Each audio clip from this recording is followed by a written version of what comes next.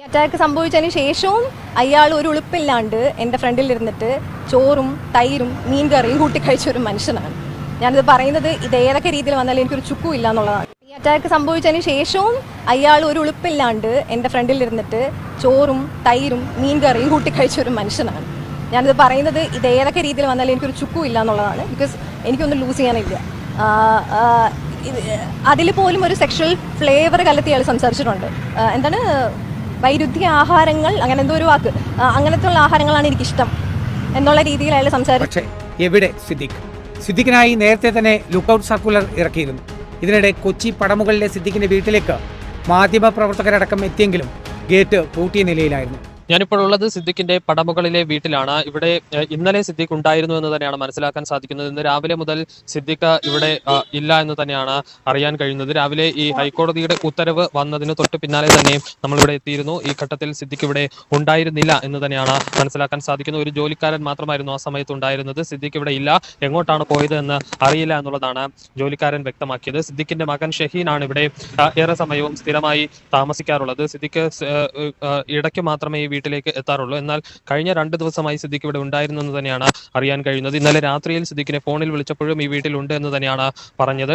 ഇന്ന് രാവിലെ ഇത്തരത്തിൽ ഹൈക്കോടതി ഉത്തരവ് വന്നതിന് പിന്നാലെ സിദ്ദിഖിനെ ബന്ധപ്പെടാൻ ശ്രമിച്ചെങ്കിലും ഫോണിൽ ലഭ്യമാകാത്ത സാഹചര്യമാണ് ഉണ്ടായിട്ടുള്ളത്. എന്തായാലും പോലീസ് സിദ്ദിഖ് എവിടെയാണ് ഉള്ളത് എന്നത് സംബന്ധിച്ച വ്യാപകമായ ഒരു തെരച്ചിൽ തന്നെയാണ് നടത്തുന്നത്. ആലുവയിലെ വീട്ടിൽ പോലീസ് സംഘം എത്തിയിരുന്നു. പിന്നാലെ ഹോട്ടലിൽ സിദ്ദിഖ് ഉണ്ട് എന്ന് മനസ്സിലാക്കിയതിനെ തുടർന്ന് ഹോട്ടലിലടക്കം പോലീസ് പരിശോധന നടത്തിയിരുന്നു. നെടുമ്പാശ്ശേരിയിലെ ഹോട്ടലിലടക്കം പരിശോധന നടത്തുന്ന സാഹചര്യം ഉണ്ടായിരുന്നു. അവിടെയെങ്ങും എത്തിയിട്ടില്ല എന്ന് തന്നെയാണ് മനസ്സിലാക്കാൻ സാധിക്കുന്നത്. സിദ്ദിഖിനെ അറസ്റ്റ് ചെയ്യുന്നതിനുള്ള ഒരു തീരുമാനത്തിലേക്ക് എത്തിച്ചേർന്ന സ്ഥിതിക്ക് എങ്ങോട്ടേക്കാണ് പോയത് എന്നത് സംബന്ധിച്ച് പോലീസും വ്യാപകമായ രീതിയിൽ ഒരു തിരച്ചിൽ നടത്തുന്നുണ്ട്. ഏത് നിമിഷവും അറസ്റ്റ് ഉണ്ടായേക്കുമെന്ന സാഹചര്യത്തിനിടെ സിദ്ദിഖിന്റെ മകൻ ഷഹീൻ സിദ്ദിഖ് 3 മണിയോടെ കൊച്ചിയിൽ അഡ്വക്കേറ്റ് രാമൻ പിള്ളയുടെ ഓഫീസിലേക്ക് എത്തി. ജാമ്യത്തിനായി സുപ്രീം കോടതിയിലേക്ക് നീങ്ങുന്നതിനുള്ള നീക്കങ്ങൾ ചർച്ച ചെയ്തു. അരമണിക്കൂറിന് ശേഷം ഷഹീൻ മടങ്ങി.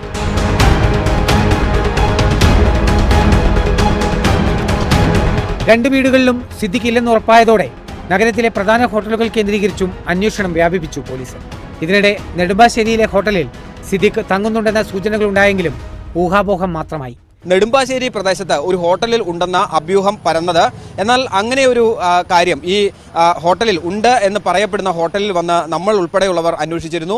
സിദ്ദിഖ് അവിടെയും എത്തിയിട്ടില്ല എന്നാണ് അറിയാൻ മാത്രമല്ല പലതിനെ പറ്റിയും ഭയം ഉണ്ടായിരുന്നു. ഇപ്പോഴും ഒരു കഥാപാത്രം ചെയ്യുമ്പോൾ ഏറ്റവും അധികം ഭയക്കുന്നത് ഈ കഥാപാത്രം സ്ക്രീനിൽ വരുമ്പോൾ എന്നെ ആളുകൾ കളിയാക്കുമോ എന്നുള്ള ഭയമാണ് എനിക്കിപ്പോഴും ഉള്ളത്. അപ്പോൾ ആ കളിയാക്കലിനെ ഓവർകം ചെയ്യാനാണ് ഞാൻ ബാക്കിയുള്ള കാര്യങ്ങളെല്ലാം അതിനകത്ത് ചെലുത്താൻ ശ്രദ്ധിക്കുന്നത്. ഇപ്പോഴും നമ്മൾ എന്ത് കാര്യം ചെയ്യുമ്പോഴും വേണ്ട അതൊക്കെ ചെയ്താൽ നമ്മൾ വെറുതെ ആളുകൾ കളിയാക്കും. അതാണ് എൻ്റെ വായിൽ നിന്ന് വരുന്ന എപ്പോഴും വരുന്ന വാക്കും അല്ലെങ്കിൽ എൻ്റെ മനസ്സിലെ ചിന്തകളും അതാണ്. അങ്ങനെ ഒരു ഭയമോ സങ്കോചമുള്ള ആളാണെന്ന് താങ്കളുടെ നിലപാടുകൾ അറിയുന്ന ആർക്കും തോന്നുന്നില്ല. പലപ്പോഴും കൂസലില്ലാത്ത നിലപാടുകളാണല്ലോ താങ്കൾ എടുക്കുന്നത്. അതൊക്കെ ഒരു അഭിനയമല്ലേ?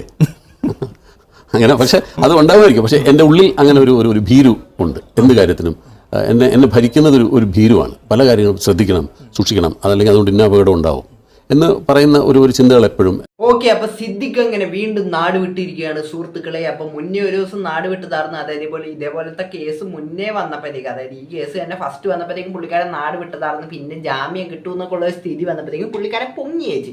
ഇപ്പൊ എന്നിട്ട് പുള്ളി പിന്നെ നാട് വിട്ടിരിക്കുകയാണ്. അപ്പൊ ഇനി ഒരു ജാമ്യം കിട്ടുമെന്നുള്ളൊരു സ്റ്റേറ്റ് എത്താണ്ട് പുള്ളിക്കാരൻ തിരിച്ചു വരൂല. അപ്പൊ ഇനി പോലീസ് ഒരു വഴിക്ക് അന്വേഷണം നടത്തുന്നുണ്ട്, മീഡിയ വേറൊരു വഴിക്ക് പോലീസിനെക്കാളും ഭയങ്കരമായിട്ട് മീഡിയ അന്വേഷണം നടത്തുന്നുണ്ടെന്ന് തോന്നുന്നുണ്ട്. നമ്മളിപ്പോൾ ഇതൊക്കെ കണ്ടല്ല. അപ്പൊ ഇത്രയും നല്ല രീതിക്ക് അന്വേഷണം നടക്കുന്ന സ്ഥിതിക്ക് പുള്ളിക്ക് എവിടം വരെ ഓടാൻ പറ്റുമെന്ന് അറിഞ്ഞുകൂടെ. എന്തായാലും ഓട്ടം തുടരുകയാണ്. പുള്ളിക്കാരനെതിരെയുള്ള കേസൊക്കെ കണ്ടല്ലോ, നല്ല ശക്തമായ കേസൊക്കെയാണ് പുള്ളിക്കാരനെതിരെ ഉള്ളത്. അപ്പൊ എന്ത് നടക്കും എന്നൊക്കെ നമുക്ക് കണ്ടറിയാം. അപ്പൊ എന്താണ് നിങ്ങൾക്ക് പറയാനുള്ളത്? ഈ വീഡിയോയുടെ തന്നെ കണ്ടായിട്ട് വീഡിയോ ഇഷ്ടപ്പെട്ടാൽ മാത്രമല്ല സബ്സ്ക്രൈബ് ചെയ്ത്. അപ്പൊ എല്ലാവർക്കും അടുത്തൊരു വീഡിയോ കാണുന്നവർക്ക് ശ്വാസം മുട്ടി ചത്തുപോയില്ലെങ്കിൽ എല്ലാവർക്കും അടുത്തൊരു വീഡിയോ കാണുന്നവർക്ക് ടാറ്റ ബൈ.